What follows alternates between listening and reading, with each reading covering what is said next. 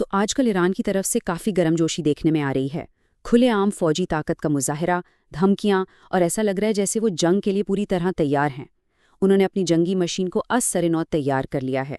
لیکن اصل سوال یہ ہے کہ کیا یہ واقعی امریکہ اور اسرائیل کے لیے ایک نیا چیلنج ہے؟ آئیے اس معاملے کی تہہ تک پہنچتے ہیں۔ ٹھیک ہے، تو آج ہم بات کریں گے کہ ایران کی موجودہ جنگی تیاریاں کیا ہیں، پھر جون 2025 کی اس جنگ کو دیکھیں گے جس نے سب کچھ بدل کر رکھ دیا۔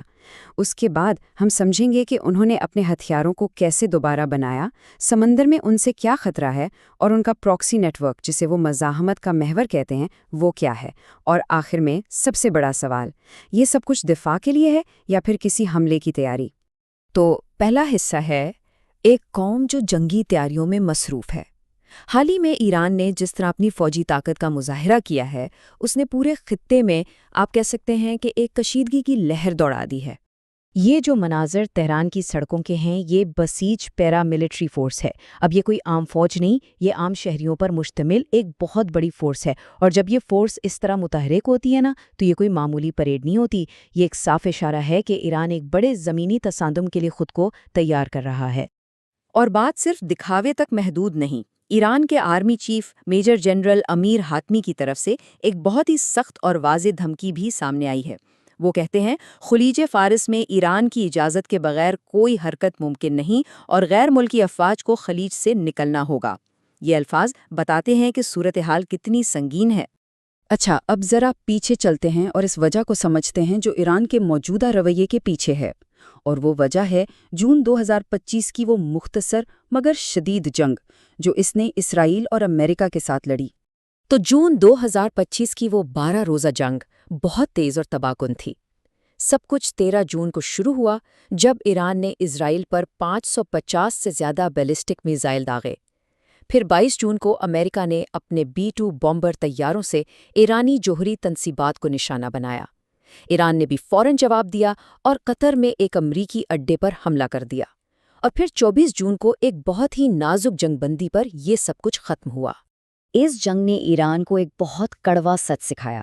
دیکھیں، ایک طرف تو ان کے بیلسٹک میزائلوں نے کمال کر دیا، اسرائیلی فضائی دفاع پر شدید دباؤ ڈالا، لیکن دوسری طرف ان کا اپنا ایئر ڈیفنس سسٹم وہ مکمل طور پر بیکار ثابت ہوا۔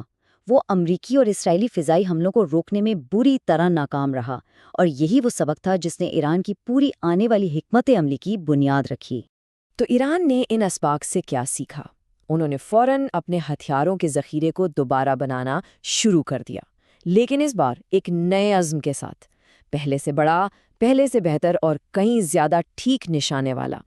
اس بات کو سمجھنا ضروری ہے کہ جون 2025 کی جنگ سے پہلے بھی ایران کے پاس مشرق وسطیٰ کا سب سے بڑا میزائل پروگرام تھا، اندازاً 3000 سے زیادہ بیلسٹک میزائل۔ یہ ہمیشہ سے ان کی فوجی طاقت کا ایک اہم ستون رہا ہے، اور ان کے ہتھیاروں میں کافی ویرائٹی ہے۔ فتح ایک ہائپرسونک میزائل ہے جسے کیریئر کلر کہا جاتا ہے۔ سجیل کو بہت تیزی سے لانچ کیا جا سکتا ہے۔ خلیج فارس خاص طور پر بحری جہازوں کے لیے ہے، اور خرم شہر بھاری وار ہیڈز لے جانے کی صلاحیت رکھتا ہے، یعنی ہر میزائل کا ایک خاص اسٹریٹجک مقصد ہے۔ جنگ کے بعد ایران کی ترجیحات بالکل صاف تھیں۔ پہلا کام، جنگ میں استعمال ہونے والے میزائلوں کے ذخیرے کو دوبارہ بھرنا۔ دوسرا، نئے اور پرانے میزائلوں کو زیادہ سٹیک بنانا۔ تیسرا، اپنے میزائل لانچرز کو فضائی حملوں سے بچانے کے لیے گہری زیر زمین سرنگوں میں منتقل کرنا، اور سب سے اہم، اپنے اس ایئر ڈیفنس سسٹم کو ٹھیک کرنا جو بری طرح ناکام ہوا تھا۔ اچھا، اب زمین سے ذرا سمندر کی طرف چلتے ہیں، جہاں ایران ایک بالکل مختلف حکمت عملی استعمال کرتا ہے، خاص طور پر بڑی بحری طاقتوں کو چیلنج کرنے کے لیے۔ ایران کی بحری طاقت کے پیچھے جو نظریہ ہے اسے غیر متناسب بحری حکمت عملی کہتے ہیں۔